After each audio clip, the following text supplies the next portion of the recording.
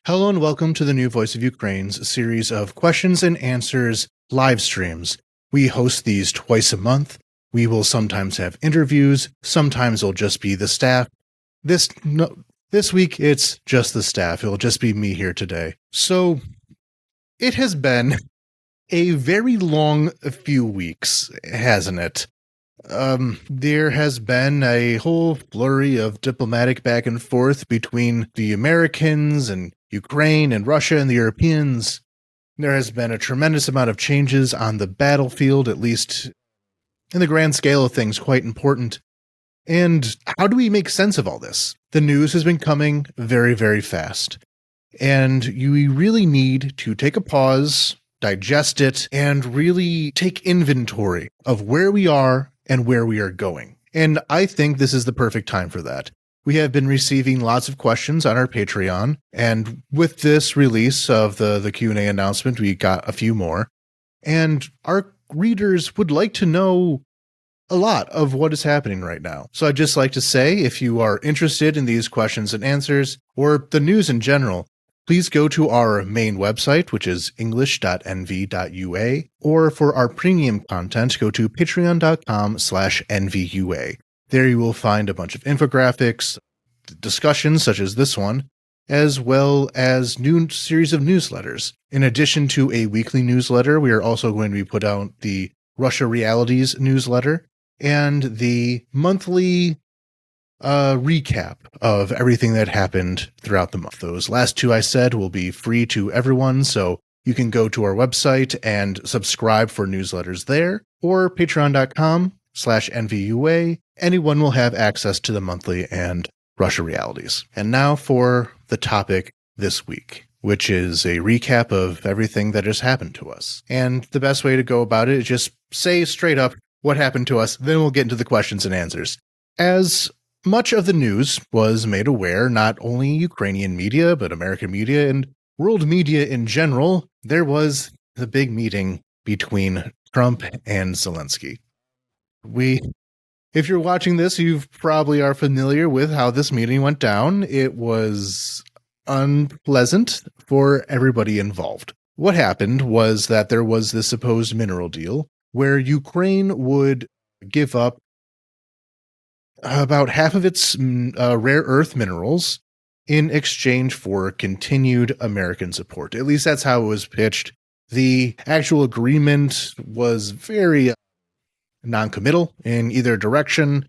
We've talked about this in some of our articles, but it wasn't very meaty of an agreement. It was more something Trump wanted more than anything else. So Zelensky goes to D.C. in order to sign this agreement, where the meeting between himself and Trump and Vice President Vance and a few others and some questionable members of the White House press corps kind of made it into an ambush, where at the very end of this press conference, it turned into a big argument between Zelensky and Vance in particular that Trump and other members jumped in on. This was seen as a sign of disrespect by the Trump administration, at least as they said it, leading to a huge diplomatic fallout between Ukraine and the United States. Zelensky was even reportedly pushed out of the White House at that time, having their continued press conferences and such canceled going forward. In the time after that, America cut off all military aid to Ukraine, not just new military aid, but the trucks and the trains coming in from Poland carrying American aid that had already been en route were stopped. The Polish government had to learn this from their own border services. They were not made aware that this stop was happening, so they just had to call up who's at the border and ask them, are there any more American arms going over our border right now, as we were expecting them to be? And the answer was no. And this very sudden change, and done without the cooperation of the Europeans, led to a backlash in Europe against the United States to rally support around Ukraine, knowing that their security umbrella provided by the Americans and their ability to rely on the Americans to support Ukraine and really Europe in general against Russian aggression was questionable at best and over at worst. So that led to a lot of statements from various European politicians. There were some meetings, and the European defense companies really started to notice that it was now their time. After all this, however, there seemed to be a cooling of the series of arguments, where now it seems like American aid is back on. The Ukrainian and American teams have met once again in Saudi Arabia and seem to have come to an agreement to restart military aid intelligence sharing, but with the caveat that America is expecting Ukraine to show signs of wanting the war to end. And to that effect, the Ukrainians have offered a ceasefire, a 30-day ceasefire, which would allow for further negotiations to take place. And it seems like that ceasefire is not going to happen, but we'll get more into the details of this in our questions. But yeah, that's the state of play right now. The Americans have seemed to have ended their pause to military and intelligence aid to Ukraine, though humanitarian aid to Ukraine, which we talked about 2 episodes ago, is still cut off. And is showing no signs of being rejuvenated. The Americans have completed their assessment of USAID programs, and it's pretty much all going to be cut. And we don't expect much of that to be going to Ukraine. So that's the state of that. If you're listening to our episode from 2 weeks ago, we were wondering if this aid would ever come back. It really seems like it's not. USAID is being absorbed by the State Department in general. It'll not be operating independently, at least in theory. That's what they're saying. And they're going down to about 20% of their previous budget. So probably not for Ukraine. But now to start with our questions and answers, because, oh boy, that's a lot. And I think the first one that I think is important to cover is that I was following the front line of the hostilities I was following the maps and updates from the front lines of the war, and it seems as though Russia is no longer making progress along most of the front line. Is this a realistic assessment? Is the Russian offensive going to continue? And do we think that the changes in American aid could be a cause for any of that? So here's what's happening on the front line. Since about this time last year, the Russians were able to take the city of Avdiivka. Avdiivka was a very important stronghold in the about middle part of the Donbass, of the Donetsk Oblast. It was one of the last places I was in before the beginning of the full-scale invasion. So for me, it has a certain level of importance personally. But this was a pretty major loss to the Ukrainian side.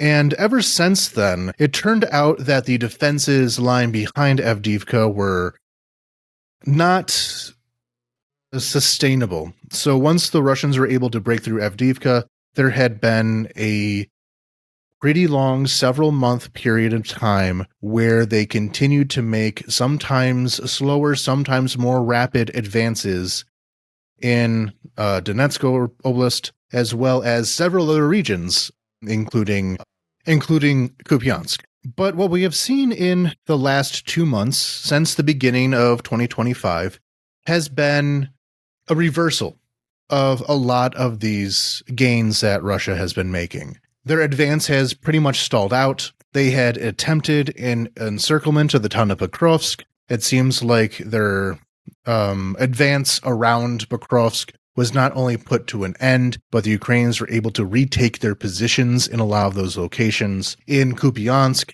the really big problem was that they were able to break through the town of Sinkivka, which is to the north of Kupiansk. This is on a major river, and everything to the east of the river is more vulnerable to the Russians because most things to the east of Kupiansk were already occupied.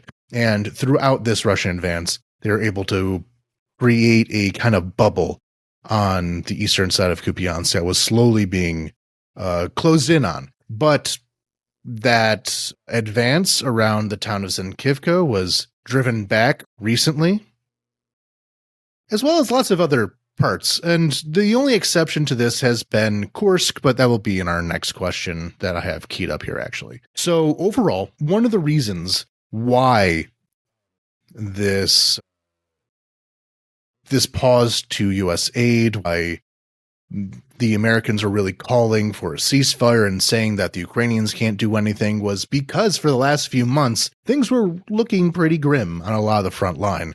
And so it was only recently, within the last 2-3 months, where that was reversed, which also makes this more frustrating because this pause to Ukrainian military aid came at the time where the Russians were finally being pushed back. The war always goes back and forth, but this was a time where the Russians were really on their back heels and they ran out of steam. Throughout all these months, they're trying to shape this negotiation that we're seeing right now by pushing as hard as they possibly could. They have been throwing lives and equipment at the Ukrainian lines for months, and they've been attrited very, very hard on a lot of the front line. And just as the natural result of that, they can only continue it for so long before they have to pause and recollect themselves. And that's what they're going to have to do right now. So that's the situation at the front.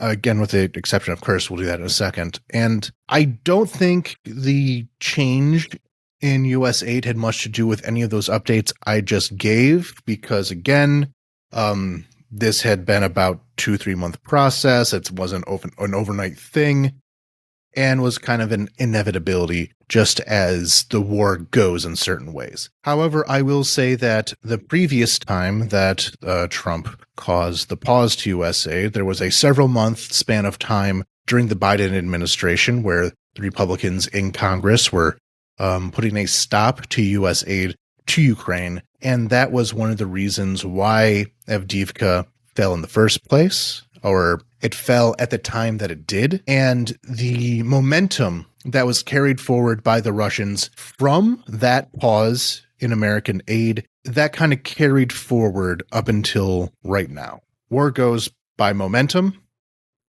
and the losses that Ukraine took, the losses in territory, the losses in equipment, the losses in manpower that Ukraine took while the Americans had cut off aid for all those months, that was still going up until now. And it's only now, months afterwards, that Ukraine hasn't been able to recollect itself. But that's the situation on the front line. This isn't always, war room type questions and answer, but I think it's fair for everyone to know that the Russians had basically been stopped before this. So that will take us to our first real, I'll just kind of skip some of these questions just because I feel the order is a bit odd. Excuse me as I collect myself. But did the pause in American aid cause the retreat from Kursk region? And that is a more complicated question. And the answer is yes and no. So the Kursk region in Russia that Ukraine was able to occupy last year and has been holding for about half a year now. That has been a complicated situation, to say the least. So throughout this occupation of the Kursk region, we have seen Russia introduce North Korean soldiers, for example, to help push the Ukrainians out. The North Korean soldiers, we have yet to see. I don't know if North Korea would allow its soldiers to be deployed into Ukraine. It hasn't happened yet, and we'll have to see if that changes anytime soon. But the use of these North Korean soldiers in the Kursk region to drive Ukraine out was able to help them conserve some of their manpower and allow them to operate more in Donetsk region or within occupied Ukraine more broadly without needing as many soldiers as they would without these North Koreans helping them. So that's one big change that happened during this occupation of Kursk. But for the last again, since the beginning of this year, the last 2-3 months, the situation in Kursk for the Ukrainians occupying the region has gotten worse. The Russians have been able to successfully push the Ukrainians back in a lot of those spots. And the logistics have been worse and worse in Kursk region. And because of that, for the last about month or so, there has been a gradual withdrawal from Kursk by the Ukrainian army back into Ukraine. So what we're seeing right now is not necessarily an immediate thing so much as the culmination of a fairly long-term process.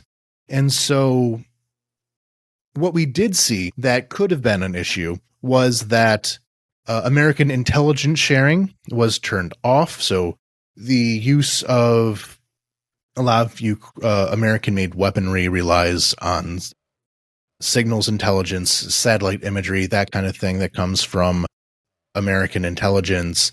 A lot of the eyes and ears that the Ukrainian army has come from America. Not all of them.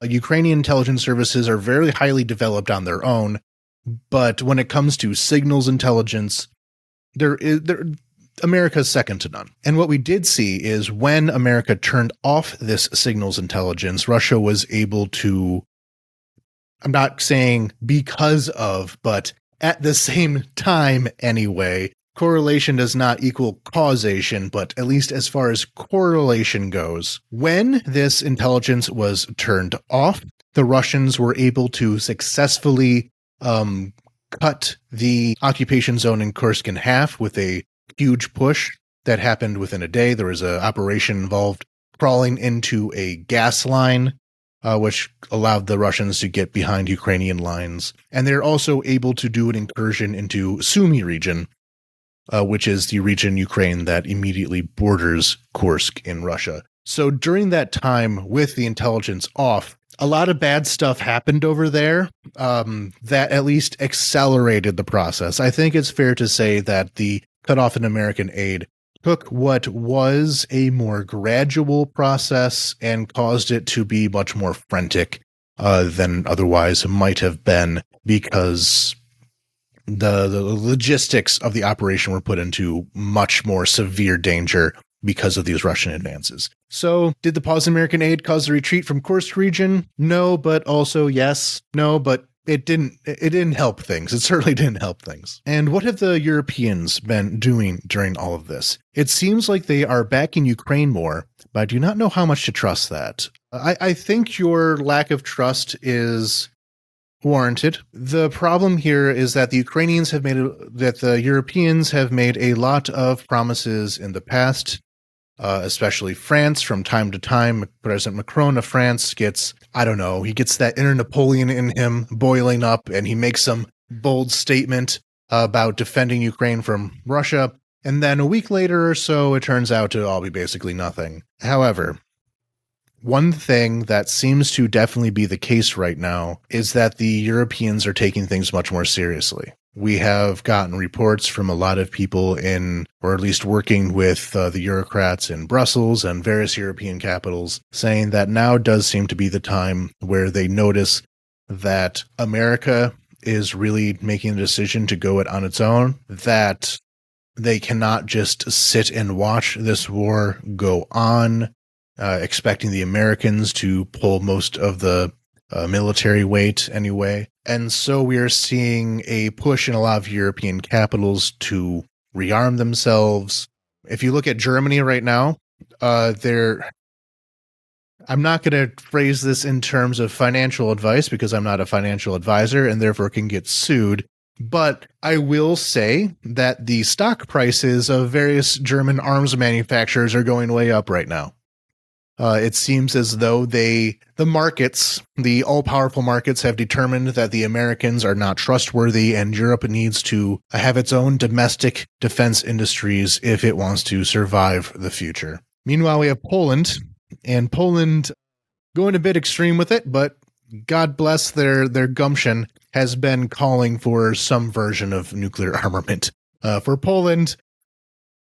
In case the Russians get a bit too froggy up there. So yeah, we definitely are seeing a rejuvenated call for European unity on this, though at the same time, the institutions of European unity, meaning NATO and the European Union, are running into problems with that. Just today, the head of NATO, Rutte, said that Ukraine's membership in NATO is off the table at the moment. And in the European Union, some of the recent efforts and really some of the long-term efforts by the European Union to aid Ukraine are being blocked by Hungary. Hungary has always been a problem when it comes to Ukraine aid. They have a veto in European institutions, as all countries do. The European Union is built in with a lot of veto points, which allows Viktor Orban, who is quite cozy with the Russian government, to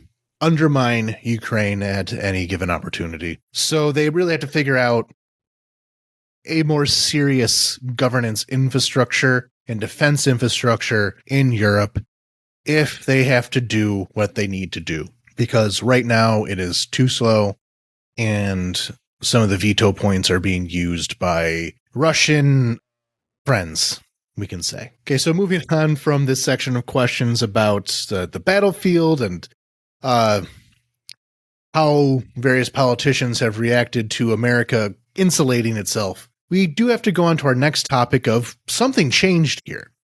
The Americans changed their mind, and the intelligence sharing and military aid has resumed to Ukraine. Though I will say, before we get into that is only the current military aid. The planned military aid to Ukraine is running out, and if there's going to be more, it will have to go through Congress. And Congress in America, it doesn't seem much more reliable than the presidency at the moment, we can say. So our next question on that, and I think that's really the meaty one. What do you think was the reason for Trump's sudden turnaround on Ukraine? It seemed like many in his administration, including Trump, were being very hostile, and we are now back to support. What changed, and is that going to last? So what changed? The first half of that question. What changed? So I think what happened is that the Trump administration right now is very, very busy. They are pushing in every single direction, and for the first few weeks of the Trump administration, they were following the Silicon Valley strategy of move fast and break things. However, the U.S. government is not a fly-by-night operation in San Francisco. There are institutional weight behind a lot of things, and they are running into them. Regarding deportations, for example, they are running into a lot of basically everything that the Trump administration is doing right now is legally dubious at best, and therefore are running into a lot of friction with courts. There is now some conflict within the executive branch where Elon Musk and his Doge operation are getting pushback from the secretaries of the various departments who are trying to protect their own budgets. That's one thing that's very important in government. Once you get your position, you really need to protect your own budget.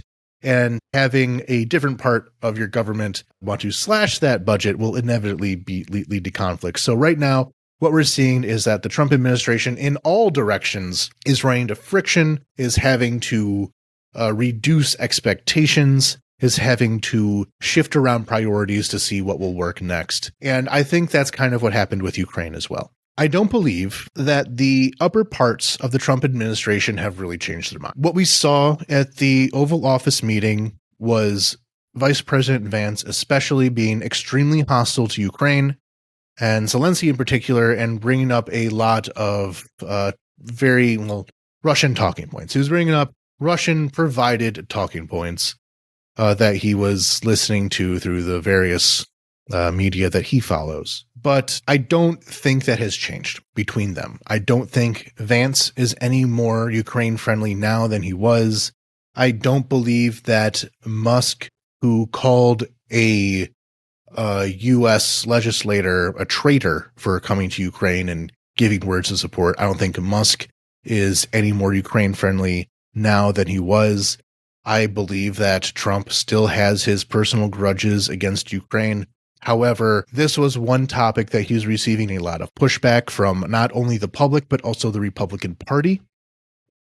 and therefore he had to pick his battles. And this was one battle that he had to give in on. I think that's ultimately what happened. I'm sure there's lots of details to that, but as a broad overview, that's how I see what happened. Though currently, a lot of that hostile rhetoric is continuing, and even as they're talking about these peace deals and negotiations, they are continuing to make pretty outrageous claims on Ukraine. They have already, recently, I think yesterday, Trump gave a speech where he was talking about the things that Ukraine would have to give up, and he talked about it like an auction, like a haggling meet. And one thing that he brought up was, there's this one power plant that might go over to Russia, referring to the Zaporizhzhia nuclear power plant, and the safety and control over that Zaporizhzhia nuclear power plant is one of the biggest immediate priorities of Ukraine. It's the biggest nuclear power plant in Europe, and the Russians are occupying it as a military base. It's a huge danger, not only to Ukraine, but like the world. You can't just have, right now it's mostly shut down, of course, but it's a nuclear power plant. It can't continue the way it is now indefinitely. There have been so many scares that have come out of there. Just talking about kind of gives me the chills, but that hostility has continued in a lot of the more MAGA specific media. That hostility has not only continued, but has escalated with every passing day. So I don't believe that we are out of the woods with them just yet. So yeah, is this going to last? It will last in the form of how much the American people demand that it lasts. We'll have a question later, but that's kind of my push right now. There has to be political will in America for this to last, or Trump will pass on to something else. And our next question has to do with this ceasefire. Because during all this, one of the big demands by the Americans is that President Zelensky has to show signs that he wants the war to end.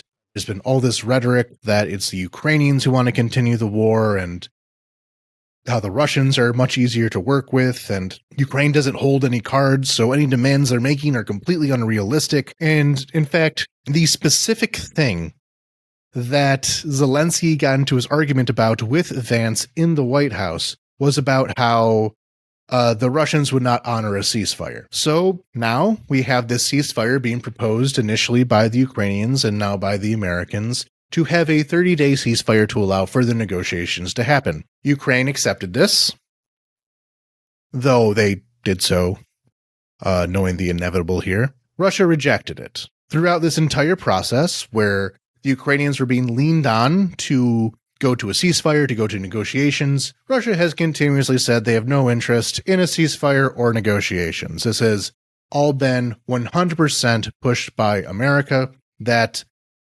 the Russians would ever... They just invented a line by the Russians that does not exist. But before I get too much in a rant here, I'll get into a rant later. I'll have the question now that would allow me to rant more. Do you think a ceasefire is realistic? Would Russia accept the ceasefire that Ukraine has offered? Is a ceasefire realistic? No. Would Russia accept a ceasefire? No. That's the short answer. And here's the long answer. What the Ukrainians offered, like I said, 30-day ceasefire for the negotiations, that was done to show that Ukraine is the party here that is more willing to go to negotiations, more willing to talk things out, even if the Russians deny it. And this has been a thing that has been done even before the full-scale invasion. So if you look at the early phase of the Zelensky administration, after the elections and before the full-scale invasion, Zelensky was the peace candidate. Zelensky was the one that said that he believed that he could bring the Russians to the table if Ukraine made certain positive moves in that direction. So during the Donbass phase of the war, pre-2022, Zelensky withdrew from a lot of military positions. He withdrew heavy equipment from like artillery and such from different locations, and gave a lot of unilateral moves towards the Russian side in order to coax them into a negotiated peace where the Donetsk and Luhansk People's Republic entities, just Russian projects, but they all pretended like they were some kind of independent entity at the time, could reincorporate them into Ukraine through some kind of power sharing arrangement. That was what Zelensky was moving towards. And at every single phase of that, Russia said no. Russia turned down offers. They allowed Zelensky to make one-sided offerings without meeting him in the middle at all, with the exception of repairing this one security checkpoint that would allow old people to, cross over without having to trudge through the mud. They could have a better bridge, essentially. And there was a prisoner exchange that happened. But most of it was on Ukraine's side, with Russia just saying, yes, keep begging for it. Keep giving us stuff. Until Zelensky eventually learned that was no longer the case. If he looked at the initiation of the full-scale invasion by Russia in 2022, before the full-scale invasion, Ukraine offered up a lot of what Russia was on the surface asking for. He said, okay, we're not going to be trying to join NATO anymore. And in reaction to that, Russia just escalated their demands more and more and more because they didn't care about diplomacy. The Russians have broke every single ceasefire that have been put in front of them throughout the course of this war, by which I mean beginning in 2014, and they're not going to change that anytime soon. That's just what they do. They do not honor any arrangements made unless they are forced to. And now, in concrete terms, so what are we looking at this very moment? So first, the ceasefire was offered, and Russia said no. And then they gave their counter offer for a ceasefire. They said, okay, we will have a ceasefire if Ukraine does not arm any of its soldiers, if Ukraine does not do any recruitment, if Ukraine does not accept any aid. Basically, in order to have a ceasefire, Ukraine must surrender first. That's not how a ceasefire works. A ceasefire is what it is in the name. You cease firing. That allows for other decisions to be made. But the Russians said, no, we cannot have a ceasefire unless you already follow all of our demands. If you basically disarm your military, we'll stop shooting at them.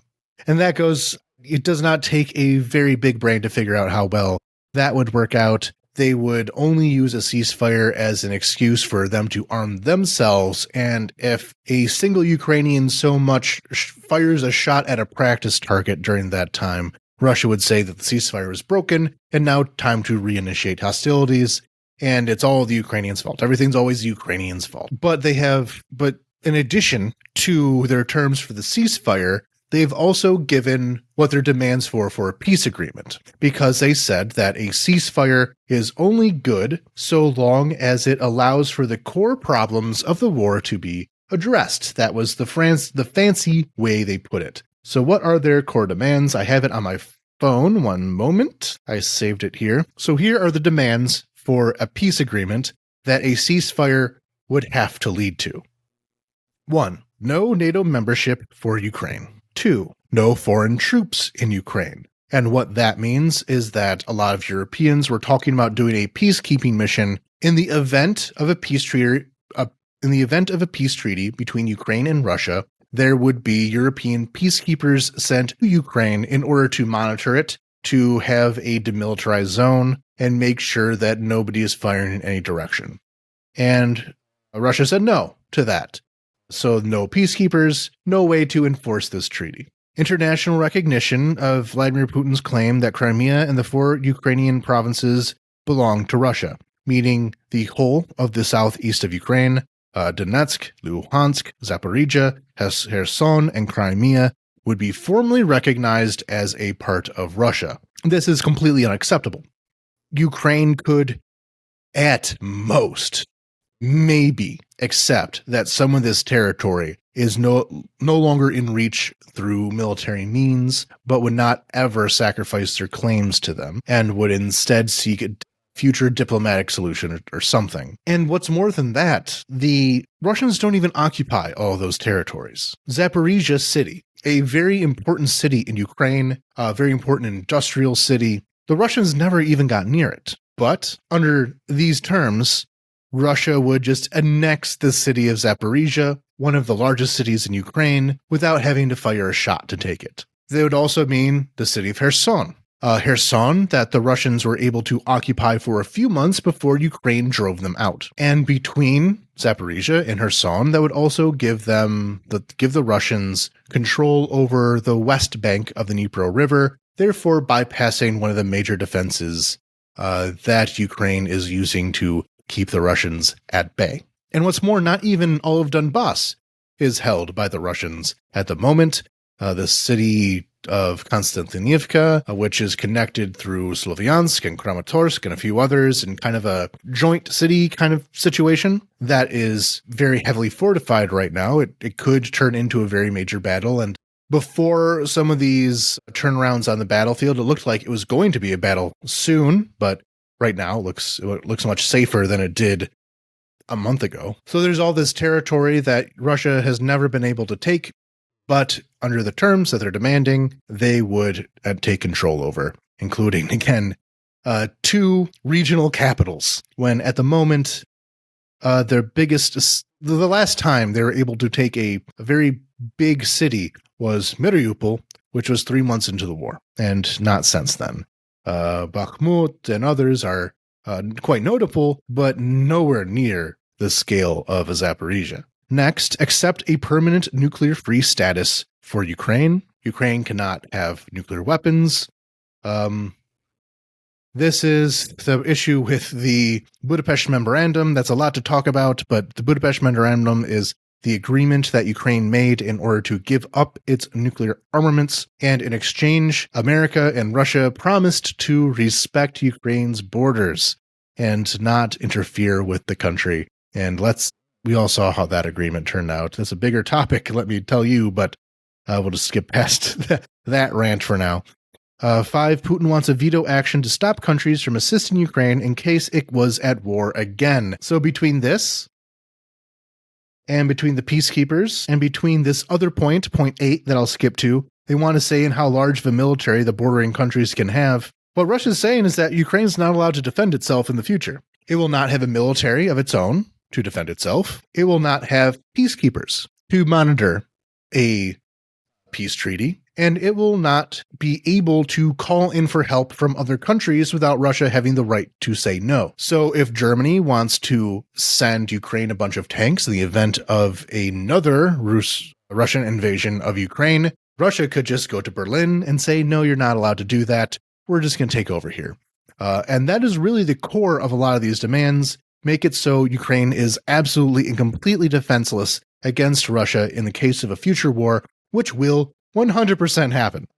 Next, it's even expanding beyond that. Wants NATO to roll back its eastern expansion, which they say started the war. So all the countries in Eastern Europe that are part of NATO right now, they have to leave NATO, which means that Russia can pick them off one by one. If Poland cannot call upon help from others, it would be a much more difficult war on their part. Romania, the Baltic states, they would go first of all. Estonia, Lithuania, and Latvia would be extremely vulnerable without any kind of collective treaty. So Russia wants all of Eastern Europe. They don't want Western troops in countries that border Russia, which again include NATO countries. This is a restate of the demand that NATO would no longer have a presence. So they don't want Western troops in countries that border Russia. The countries that border Russia are Western countries in a way. Again, we have the Baltic states, part of NATO. Romania, part of NATO. They have to leave NATO. It's just restate that they cannot be a part of NATO anymore, which would allow Russia to invade them as well. Next, a ban on NATO military exercises in Eastern Europe. Again, make everyone vulnerable. And the last one, a ban on U.S. intermediate range missile deployments in Europe or from any place where it can hit Russian territory. That's a long-standing demand. They would no longer be able to, America would not be able to have a missile defense or would not be able to have missiles that could reach Russia. That's kind of been a long-standing demand, but basically the gist of what Russians are going for in a peace treaty is that not only Ukraine, but the whole of Eastern Europe would have to make itself completely vulnerable to further Russian invasions, which means that it would not be the end of war. It would be the beginning of many, many wars. This next question, we have a few more military questions here. that kind of step away from the big picture into more of a small one. Many Ukrainian soldiers posted YouTube videos from the battlefield. The soldiers are often in trenches shooting at Russian soldiers nearby. It looks incredibly dangerous. What is the rate of injury or death by friendly fire? I'll begin answering this question by answering a broader question. We are not really allowed to report on Ukrainian losses per se. As a journalist in Ukraine, I have a agreement with the Ukrainian military that allows me to go into frontline positions and the places where people often cannot go. And a part of that is I made an agreement that there would be certain information that I, as a journalist, would not be allowed to share. This is mostly in terms of operational security. I cannot say what Ukrainian troop movements are. I cannot say which unit is going where. That's called spying.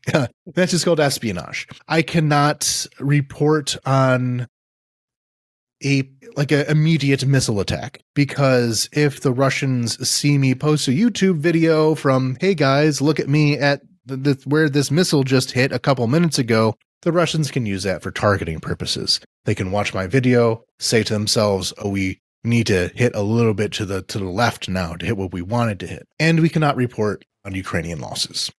In specifics, anyway. We can say that this battle was lost or something, but we cannot say that X number of soldiers died. So the exact losses are always kind of a very opaque thing. Not only am I not giving that information, I'm also not getting that information. But this issue of friendly fire, or what's called a blue-on-blue incident. Friendly fire is something that happens mostly as a result of failures in communication. Your unit does not know that other unit exists. They do not know that you are Ukrainians. And they hit you with mortar fire or something because they assume that you are Russian, and nobody told them that Ukrainians are there right now. I've heard of this happening. It's very tragic. These blue-on-blues happen. People have died because of this. And in some cases, battles have shifted in the Russians' favor because of a particularly egregious blue-on-blue incident. That has happened. It's unavoidable. Even in America's wars, which have been much about small units and with much better intelligence and much less fog of war than what we're dealing with here in Ukraine, blue and blues have happened and very tragic. But in this case, where you have these long trench lines where positions are gained and lost every single day, you go out, like, who's in control of that barnyard over there? Yesterday, Russians were in that barnyard, but overnight, some Ukrainians moved into it, but you're still thinking Russians are in that barn, so you fire on it and you might kill somebody. That's on your own side. It just happens. And the final question regarding the military, very important. How can individual Americans help the Ukrainian military? Can we donate money to buy drones, etc.? So a lot of individual units do this on their own. There will be XYZ combat brigade operating in this area. They will put out an appeal on social media saying that we're collecting money to buy drones. Who can pitch in? Who can buy us this truck? We need to buy new tires. We need to do this and that. A lot of this is a collective effort by the Ukrainian people, which is why a lot of these fundraisers rely on Ukrainian bank transfers, but they sometimes will go to America, though there's a lot of complications with that because American payment processors don't want to deal with the military. So there have been some charities who did not even deal with military matters have their fundraisers shut down because the payment platform thought it was for the military. And even beyond that, there have been attacks where Russians will go to a charity fundraiser for a completely civilian purposes, but then write in the comments on PayPal or something like that to buy weapons.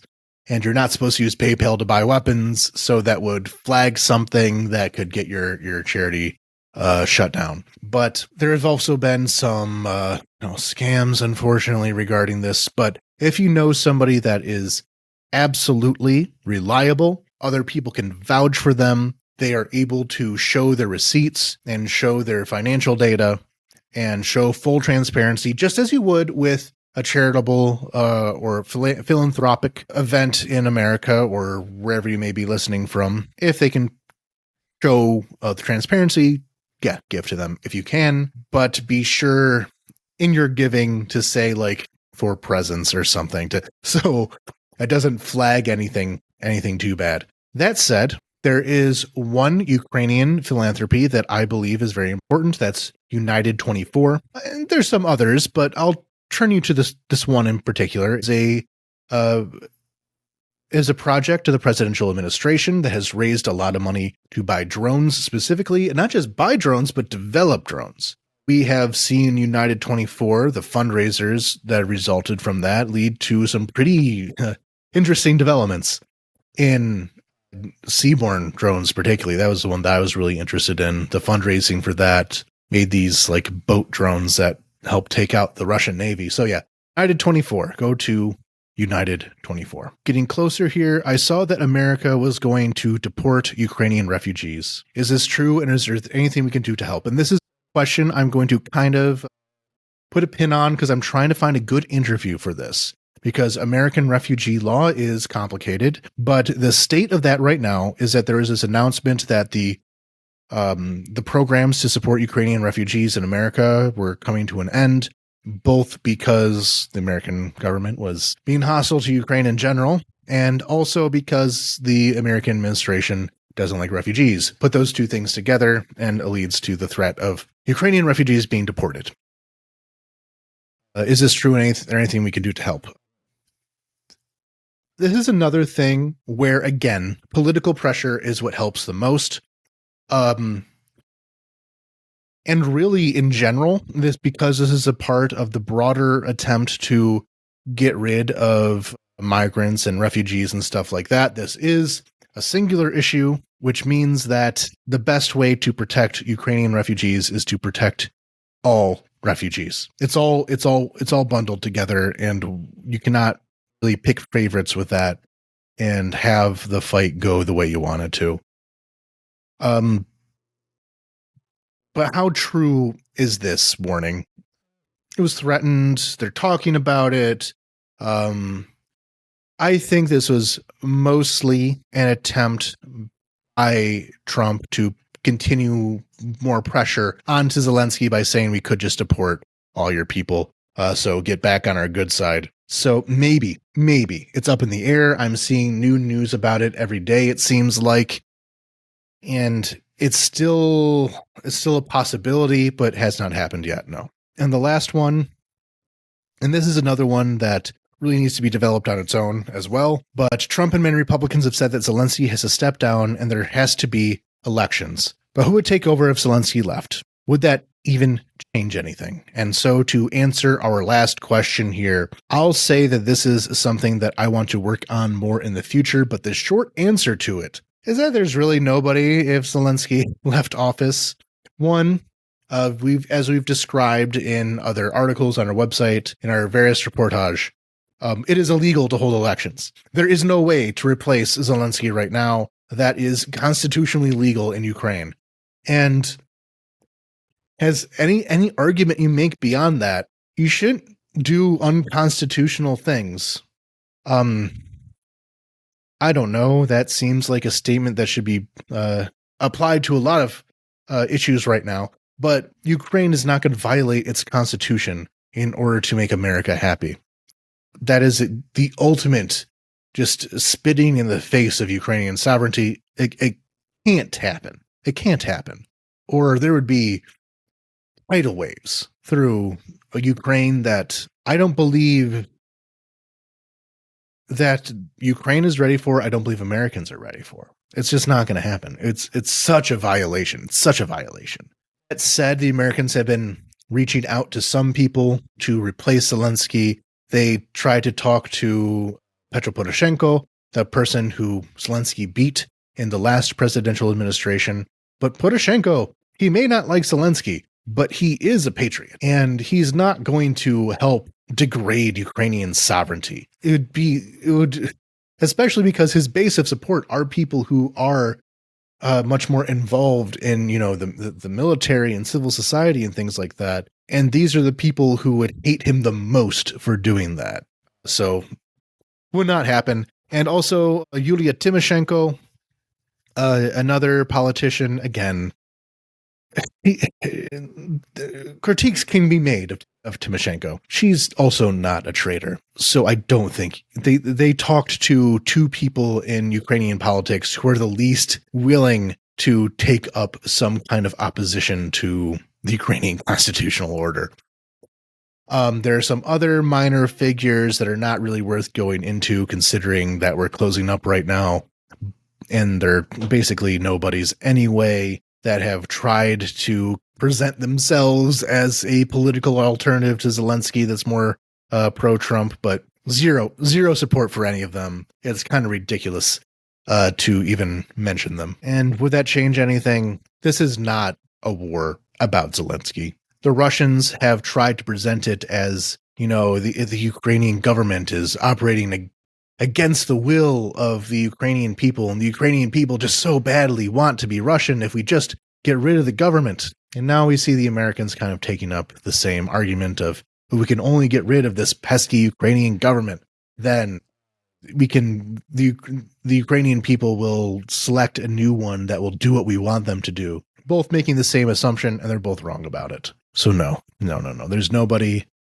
And there's just a suggestion of it by the Americans caused Zelensky's approvals to go way, way up, because Ukrainians like their sovereignty. They don't want foreign powers to tell them who's in charge. And so that's why we kind of have this war. And the Americans and the Russians are not going to change that. So that closes up this question and answer that we really need to talk about a lot of topics because a lot of stuff had happened. If you would like to hear future questions and answers, you can get announcements for them on patreon.com/nvua. You can see our reportage at english.nvu.ua. We are working on additional video content right now. We have those newsletters, we have those infographics, we have a lot of things. So subscribe, patreon.com/nvua. Thank you all very much for listening, and Slava Ukraini!